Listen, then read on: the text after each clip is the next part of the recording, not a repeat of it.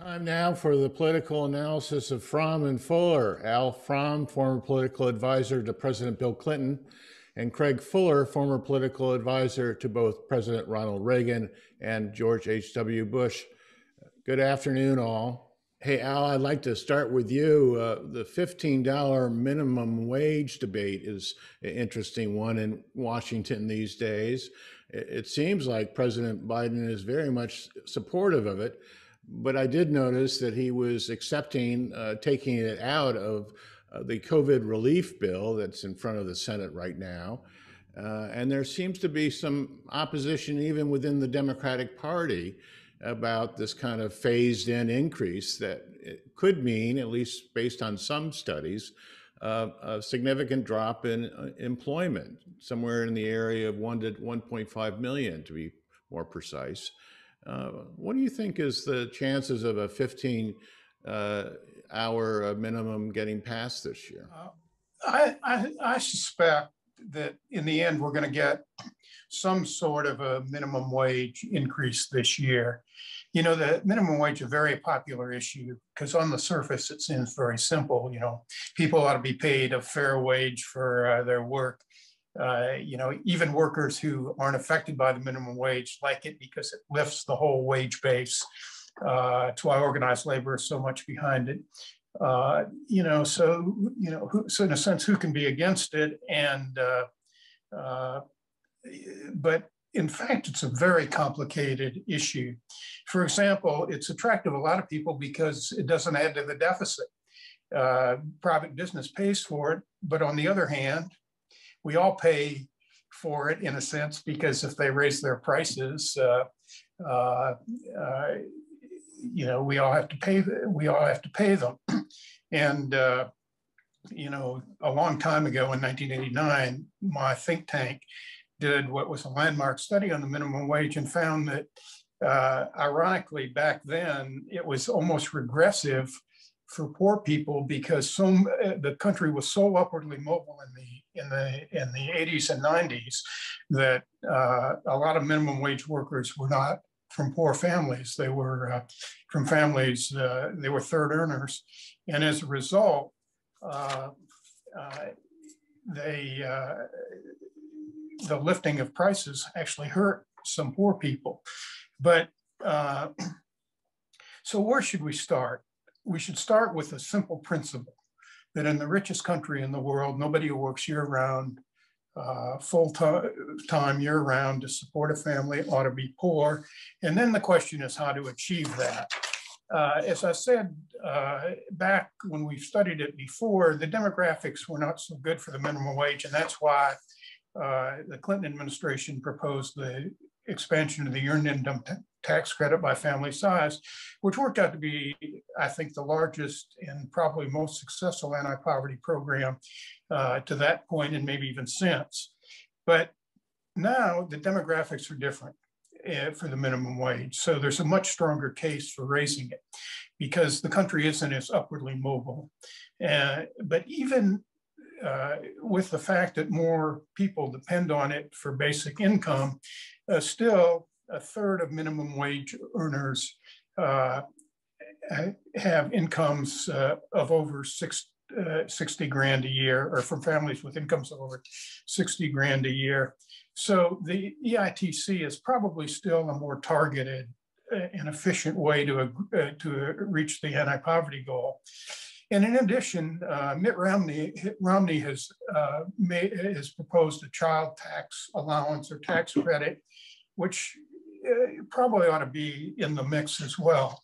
So I believe, and at least I'm hopeful, that this is an area where maybe the parties can actually work together later in the year, and you have an anti-poverty proposal that includes a significant increase in the minimum wage. It may not be 15 in all areas, but a significant increase in the minimum wage, an expansion of the earned income tax credit, probably by family size, and some sort of family or child tax credit, and all with a single goal of moving people, workers who work full-time year-round, out of poverty, and I'm hopeful that can happen. Craig, you see any road available for a $15 minimum wage? Well, I absolutely agree with the goal as Al stated it, that we want to raise people who are working out of poverty. We want people to earn a living wage. The minimum wage, though, is at the federal level at $720.25 is arguably too low, because you're not going to get people out of poverty at that level if that's their income. But that's the floor, and states around the country have set different levels. So I think that's one thing to bear in mind, that it's not one national level that we operate from today. I think my concern in the debate is just taking a number like $15 is that there are going to be unintended consequences. Now, I am not an economist. I did note in thinking about this and doing a little reading on it that George Bernard Shaw said that if you were to lay all the nation's economists end to end, you would never get to a conclusion, which probably is appropriate. Although the economists oppose this by almost 3 out of 4, and over 80% talk about how this would have a $15 minimum wage would have a detrimental effect on young workers. And I think that's another factor, that you have young workers who are entering the workforce. They may not be the sole wage earner.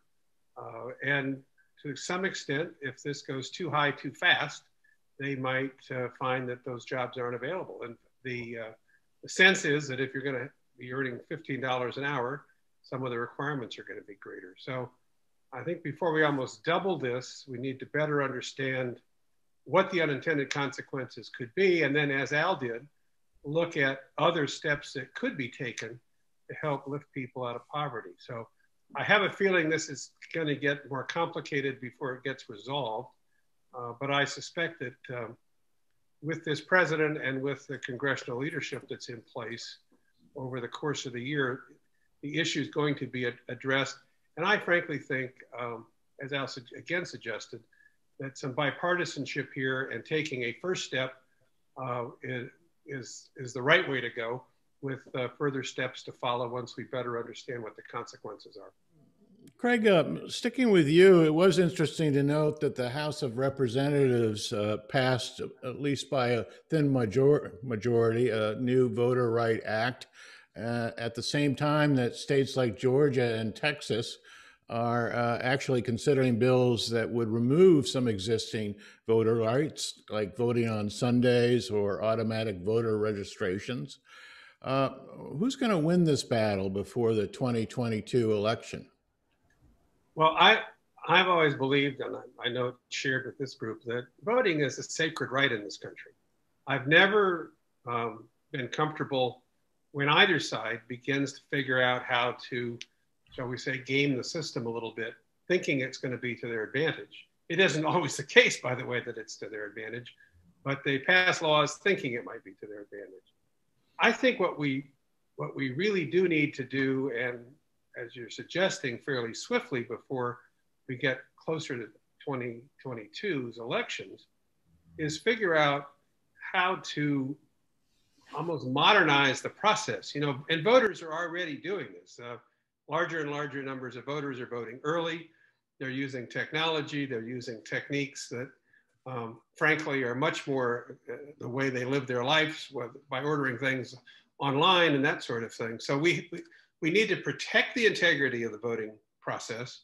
We need to protect the rights of people to vote and have their vote counted, and they need to have confidence that in this system. And so trying to maneuver a little bit around the edges is a real disservice to the voter if it doesn't meet those tests, that it protects their right to vote, make sure that their vote's counted.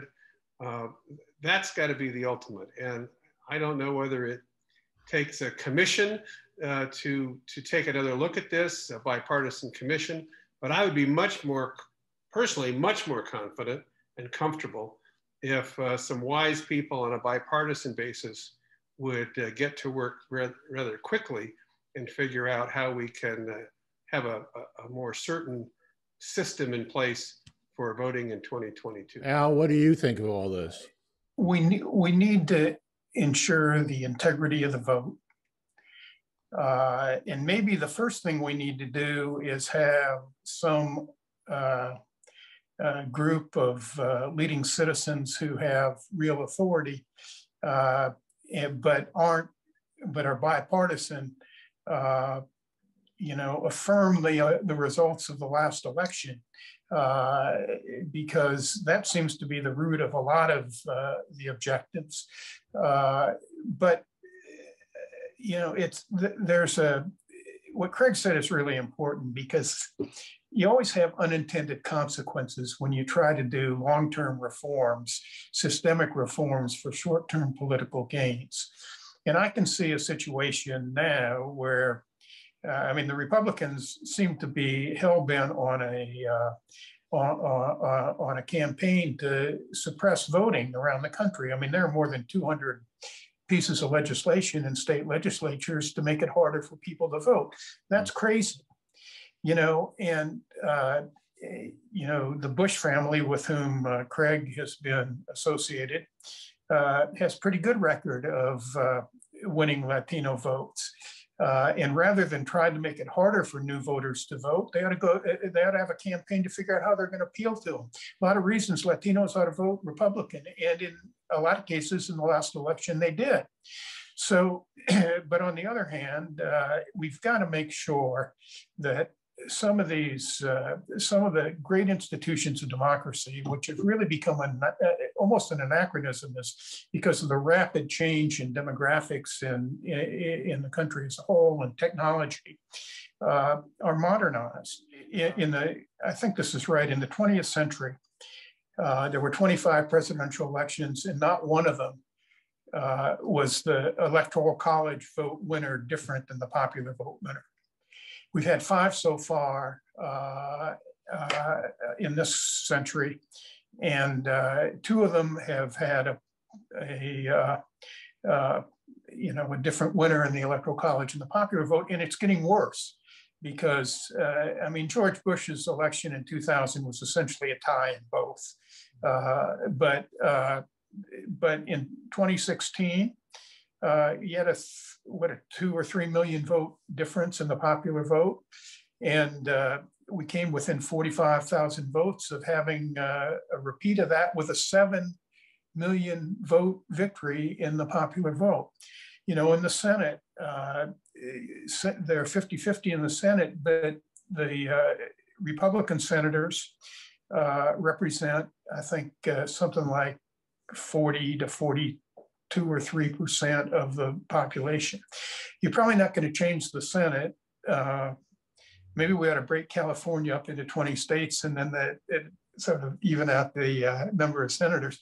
But Craig wouldn't probably like that. But what we may want to adjust the formula for the electoral college, for example. And in any event, and then there's the whole district question of gerrymandering. It'd be nice to have each state have bipartisan commissions that sort of figured out congressional districts. I'm sure that's not going to happen, but it'd be good.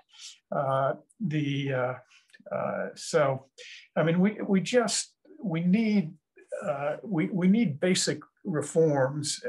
And incidentally, the bill that passed last night was sponsored by John Sarbanes from my congressman here in Annapolis. So Maryland has a hand in it, but we do have to modernize. We can't give either party what they want, because all they really want is advantage. But we do need, for the sake of our democracy, we cannot go on with it harder for people coming into the voting age and into the electorate to vote, and trying to cut people who now are voting out. We just can't do that. Well, that's all we have time for. Thank you so much, Al Fromm and Craig Fuller. We'll see you next time.